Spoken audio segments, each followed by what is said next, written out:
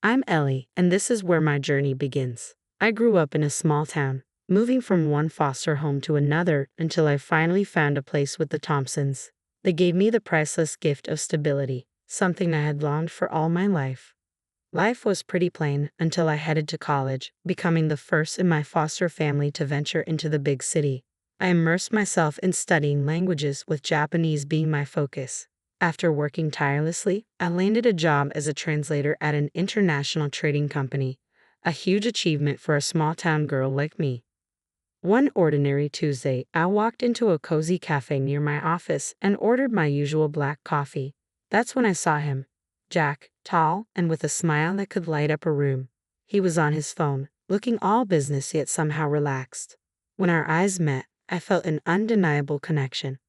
"Hey, I've never seen you here before," I said, trying to sound casual as I settled into my seat with my coffee. He looked up, his smile widening. "Just trying to escape the office chaos." "I'm Jack," he said, extending his hand. I shook it and felt a spark. "I'm Ellie. So what brings Mr. Escape the office to my favorite spot?" I asked, intrigued. "Good coffee and better company, it seems," he quipped, and from that moment, we hit it off. Days turned into weeks, weeks into months, and before we knew it, a year had passed. Our conversations had evolved beyond coffee chats. Jack was a city guy, charming and worldly, but we both knew life wasn't always smooth sailing. After a year of dating, we decided to get married, and I was over the moon. I wanted him to meet the Thompsons, the people who shaped me into who I am. My foster parents, Mr. and Mrs. Thompson, were salt-of-the-earth types who lived simply and worked hard. They had been fixing up their house, so they rented a tiny apartment that was nothing special but filled with warmth and love. "It may not be much, but it's filled with good memories," I told Jack. He nodded, but I caught the look in his eyes as he scanned the cramped space. He was clearly uncomfortable. We spent the weekend there, and my folks treated him like royalty, but Jack was distant, always checking his watch, eager to return to the city. As we drove home that Sunday night, the silence in the car felt heavy. "Jack, you've been quiet. What's up?" I finally asked. He sighed, clearly reluctant to speak. "Look, Ellie, your folks are nice, but we come from different worlds," he said, his words steaming. I fought to keep my composure. "What does that mean?" "It's just different. I'm not used to this simple life," he admitted, trying to smooth things over quickly. I turned to look out the window, biting my lip as I considered the differences between our lives. "Jack, I don't need fancy things, but we have to respect where we both come from," I said firmly. He nodded. "Right. Of course, I love you, Ellie. That's what matters," he said, but a part of me wondered if we truly understood each other. That night, I lay awake, reflecting on the simple life I cherished and the complicated world I was stepping into. Just days after our awkward visit to my childhood home, it was my turn to meet Jack's side of the family, his mother, Vivian. High-rise apartment in the city center was decked out in lavish decor that screamed wealth. When we arrived, she greeted us at the door, dressed in designer clothes from head to toe, and her apartment looked like something out of a magazine. "Ellie, isn't it? And what is it you do?"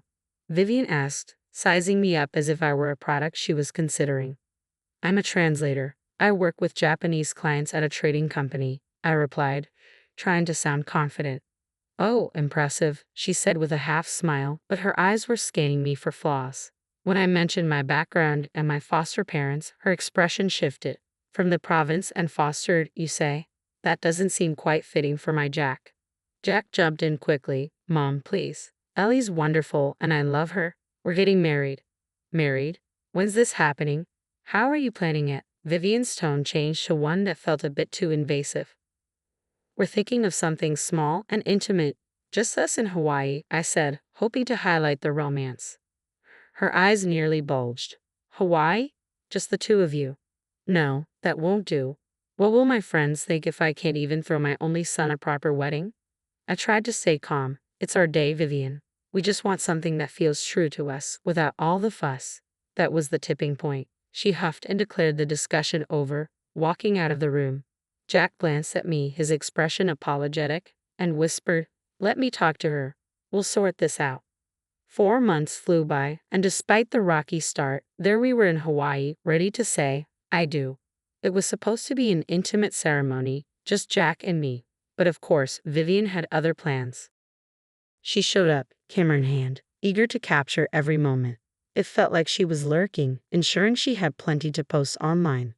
Jack seemed oblivious, basking in the sun and the joy of the ceremony. I tried to smile through it, leaning in to whisper, "I thought it would be just us." He squeezed my hand, his eyes sincere. "I know, I'm sorry, she's just excited. Let's try to enjoy our day." But Vivian was buzzing around us, her phone always up, shouting, "Smile here. Oh, this will look fabulous on my feed." I felt like a prop in her social media showcase rather than a bride on her wedding day. What was meant to be our special moment had turned into just another one of Vivian's extravagant productions. Coming home as newlyweds should have been about cozy, love-filled days. Breakfast in bed, slow dances in the living room, the works. At least it started that way. Jack slipped a stunning ring on my finger the day we got back, one that caught the light and sparkled endlessly. "It's been in my family for generations," he said, his eyes shining with pride. "Be careful with that ring. It's more than just expensive, it's an heirloom." Vivian chimed in, hovering over us like a dark cloud on a sunny day. Her reminder felt more like a warning, making my heart sink a little. The first few weeks, Jack and I were in our blissful bubble, stealing kisses and cooking together. But then Vivian started dropping by unannounced, like a storm that had settled over our home. It all began one afternoon when I was folding laundry, and the doorbell rang. There she was, that familiar look on her face, as if she were about to inspect a military base. "Just checking in on my favorite newlyweds," she said, but her eyes darted around the apartment as if she were searching for something wrong. I tried to be polite, making small talk, even as she wandered into the kitchen, her fingers gliding over every surface. "Ellie, darling, do you ever clean? And where are the fresh vegetables? A man needs his greens." Her tone dripped with disapproval. Jack just shrugged it off later when I told him, "She means well, babe. Just try to go with it." Go with it. My frustration bubbled up. "Jack, she's treating me like I'm on trial in my own home." He kissed my forehead casually, as if that would solve everything. "She's lonely, Ellie. Let's cut her some slack." But that slack turned into something else entirely. It escalated until one day I came home late from work, riding high on the excitement of signing a major contract with a new client from Japan. That is, until I found Vivian in my living room, an uninvited storm brewing. "I heard you've been spending a lot of time at that office late nights." She raised an eyebrow, her voice thick with suspicion. "Yeah, it's a big project. Lots of new opportunities," I tried to explain, but she clearly had other ideas. 2 days later, she personally showed up at my office, counting the men working with me out loud and loudly suggesting I could be having an affair with one of them. Without invitation, she barged into my boss's office, eyeing him because he was elderly, and declared, "Well, she definitely won't mess with the old man." I was mortified, my face burning as red as a beetroot. I demanded she leave and apologized profusely to my boss and colleagues for the disruption. Thankfully, Mr. Jackson had a sense of humor and just laughed it off. But the damage was done. That night, I lay awake, wondering how we'd gotten here. I'd had enough. I cornered Jack in our bedroom, my voice low and tense. "Your mom crossed the line today, Jack. She's accusing me of cheating, and it has to stop." He sighed deeply, weariness etched on his face. "Please just try to get along for me." But getting along increasingly felt like just putting up with nonsense. Things between Jack and me were getting rocky, largely due to Vivian's constant whispers in his ear. Jack had begun to nitpick everything about me, my clothing choices, my work hours. He had never minded before, but suddenly everything was an issue. "Ellie, why do you have to wear that to work?" He frowned one morning as I got ready. I was simply wearing a blouse and skirt, nothing fancy. "It's professional, Jack. What's wrong with it?" I replied, adjusting my skirt. "It's too much. You're just inviting comments from all those guys." His tone had a sharp edge, and I realized this was about more than just my outfit. This became a regular occurrence, but it peaked on my birthday. My boss gave me a small gift, just a book with a note that read, "To my practically daughter." It was an innocent, kind gesture, but Jack blew it out of proportion. "You see? That's exactly what I'm talking about. Why is he giving you gifts?" "It's not right, Ellie." Jack was furious when he saw the book. "It's just a book. He's like a father figure to me." I tried to explain, but Jack's eyes were clouded with suspicion, all thanks to Vivian's meddling. The tension at home had become unbearable, so I was relieved to head out on a business trip to a neighboring city. Our company was setting up a new factory, and I looked forward to a break from the drama. The trip went smoothly, and I was wrapping up with dinner alongside our Japanese partners when I noticed shadows lurking near the restaurant. My heart raced as I walked toward my hotel. The dimly lit street made me uneasy, and the shadows crept closer. Panicked, I asked two colleagues to walk me back. As we neared the hotel entrance, the light from the lanterns revealed who was following me: Jack and Vivian. "What the hell, Jack? What are you doing here?" I blurted out, unable to hide my shock. Vivian stepped forward, her expression twisted in anger. "We're making sure you're not up to any trouble. We can't trust you around all these men," she spat.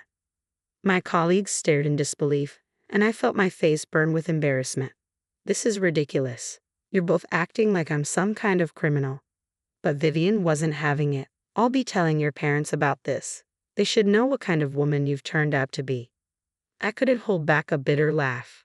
"Go ahead. They'll laugh you out of town." The ride back was silent. Jack and his mother sat in the front, leaving me alone in the back seat, staring out the window as city lights blurred into streaks of color. Tears filled my eyes. I was married to the man I loved, yet I felt trapped in a nightmare, with Vivian as the relentless specter that wouldn't go away.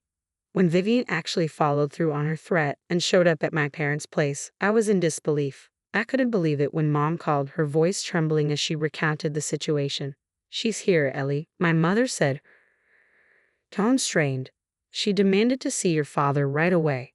So, I gave her the address to his workshop, my heart sinking as I realized how far this had gone. I felt my stomach drop as my mom spoke. "Dad's at his workshop, where he spends most of his days crafting and creating. He's truly in his element," she continued, her voice steady but laced with tension. "Your mother-in-law went there and saw your father in his work clothes, stained from the glass." She just scoffed. I gripped the phone tighter, bracing myself for what was coming next. "When your father went over to greet her, he apologized for not shaking her hand. His hands were all stained from work, you know."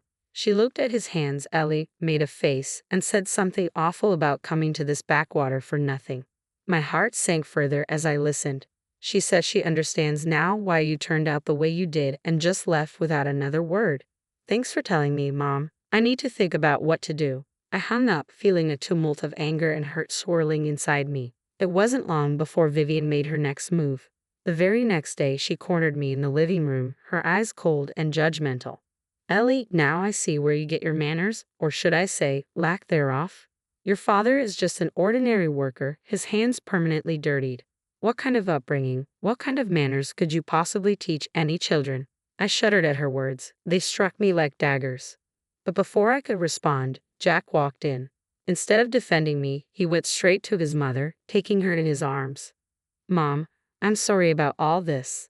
Ellie's family, they're just different from us." That was it. The last straw. I couldn't believe what I was hearing. "Different?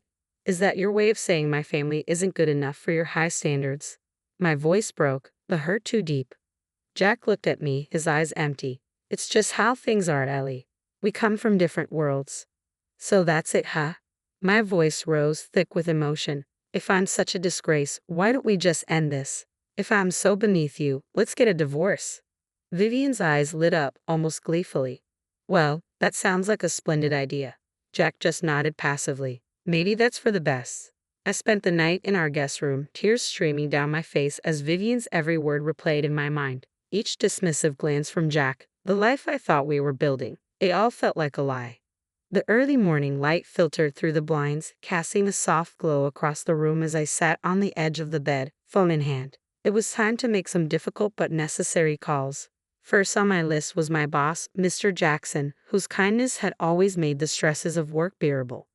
"Mr. Jackson, it's Ellie," I started, my voice shaky. "I'm facing some personal issues and need to take some time off. I can take it unpaid if necessary." "Ellie," he replied quickly, concern evident in his voice. "You're one of our most valuable team members. Take a paid vacation, sort things out, and come back when you're ready. We'll manage here." His generosity brought a lump to my throat. "Thank you, Mr. Jackson. I can't tell you how much this means to me." Next, I dialed my mother, who had always been my anchor in any storm. As soon as she answered, I spilled everything, my words tumbling out in a torrent of emotion. "Mom, it's all falling apart here. I can't do this anymore with Jack and his mom. It's just too much. Her voice was calm and soothing. Ellie, we've been prepared for this call. Your father and I are on our way. Just pack what you need. As I ended the call, I glanced around the room, my eyes landing on the few personal items I'd brought into this house, none of which felt like they belonged. I started packing, each item a reminder of the life I thought I'd build with Jack. Vivian appeared at the doorway, her presence like a dark cloud. Remember, Ellie, only take what you bought with your own money. Don't think about grabbing anything else, she said, her voice cold and accusatory. It wasn't long before I heard the gravel crunch under the tires of an old vehicle. Looking out the window, I saw the familiar beat-up pickup truck that belonged to my parents. Jack and Vivian followed me outside, their expressions a mixture of smugness and curiosity. As my parents' truck pulled up, Jack scoffed loudly. Sure that old thing will even make it back? My father stepped out, a quiet strength emanating from him as he faced Jack without a word. He handed over the divorce papers, his eyes steady and unwavering. Jack grabbed the papers and signed them with a smirk, his mother chuckling beside him, glad to be rid of this mess. We arrived at my parents' home, a large, imposing structure that felt more like a sanctuary now. I spent the next few hours unpacking and trying to settle my nerves. The peace of the familiar surroundings slowly calmed me. That evening, as I sat looking out at the garden, my phone rang. It was Vivian. Ellie, you need to return the ring. It's a family heirloom, not a parting gift. I held the phone away for a moment, taking a deep breath before responding. Vivian, that ring was given to me as a wedding gift. If you want it, come and get it yourself. The morning light was just beginning to spill over the horizon. When I spotted Jack and his mother, Vivian, from the upstairs window, they stood at the gate, staring up at the house as if they had wandered into a fairy tale. Their expressions of disbelief were almost comical. A smirk crept across my lips as I watched them from behind the curtain. They looked so out of place against the backdrop of my large, meticulously landscaped front yard, their confusion palpable. I turned away from the window, hearing my parents downstairs, and joined them. We shared a knowing glance before stepping outside. Calm and collected, my parents walked past Jack and Vivian without a word, heading straight for the garage. They pretended not to notice the bewildered stares from my estranged husband and his mother. As the garage door swung open, revealing 3 sleek, high-end cars, I could hear Jack's sharp intake of breath. My father chose a gleaming black sedan, and we all climbed in. Just as we were about to pull out of the driveway, Jack finally found his voice. Ellie, what is all this? This house? These cars? I stepped out of the car, approaching them with a calm I hadn't felt in months. This is my family home, Jack. My father owns a glass factory and several commercial properties. This is where I grew up. Vivian's face contorted in confusion. But your father, he was wearing work clothes. His hands were dirty. I couldn't help but smile at her naivety. Yes, Vivian, he was launching a new product line. It's a tradition in his company to get involved hands-on. It doesn't mean he's not successful or wealthy. They stood there, stunned, unable to reconcile the image of the hard-working man they'd seen with the opulence surrounding them. At that moment, a group of neighbors approached, their faces bright with smiles. Good morning, Mr. Thompson. We heard about your latest charity event. It's wonderful what you're doing, and you've got our support in the mayoral elections. One of them called out cheerfully. My parents nodded and thanked them, while Jack's face twisted with a mixture of awe and regret, his eyes darting between his mother and me. Vivian looked as though she had swallowed something bitter, her earlier arrogance washed away by the undeniable reality before her. I turned back to the car, giving Jack and Vivian one last look. Well, I guess you see things a little differently now, I said, not unkindly. Their expressions of shock and realization confirmed that the past, with all its hardships and heart-hatches, was finally behind me. But before I could savor the moment, Jack made his move. He shoved his mother aside with such force that she stumbled. It's all your fault, you know. You pushed her away with your nonsense, he shouted at her, bitterness lacing his words. Turning to me, his demeanor shifted completely. He rushed over, trying to pull me to an embrace, his hands reaching out as if he could erase everything with a simple touch. Ellie, please listen to me. We were good together, weren't we? I love you. I really do, he pleaded, his voice a desperate whisper. I recoiled from his touch. The warmth we once shared had long been extinguished by his betrayal. Stop, Jack. Just stop. I said firmly, pushing him away with all the strength I could muster. Quickly, I got into the car, my heart pounding. Without a word, my father pressed the remote control, and the garage doors began to close behind us. Jack and Vivian stood there, calling out, their voices a blend of desperation and disbelief. "Ellie, please forgive us. We didn't mean any of it," Jack yelled, his voice cracking. Vivian, scrambling for the dignity she'd lost, joined in. "Ellie, my dear, I was wrong. Please." As we drove away, the finality of the moment weighed heavily on me, but a part of me craved closure, a definitive end to this chapter of my life. When we reached the end of the driveway, I asked my father to stop the car. Thinking this was his chance, Jack ran up to us, his face lit with hope, while his mother trailed behind, her earlier elegance replaced by desperation. Without a word, I rolled down the window, pulled off my wedding ring, and held it out.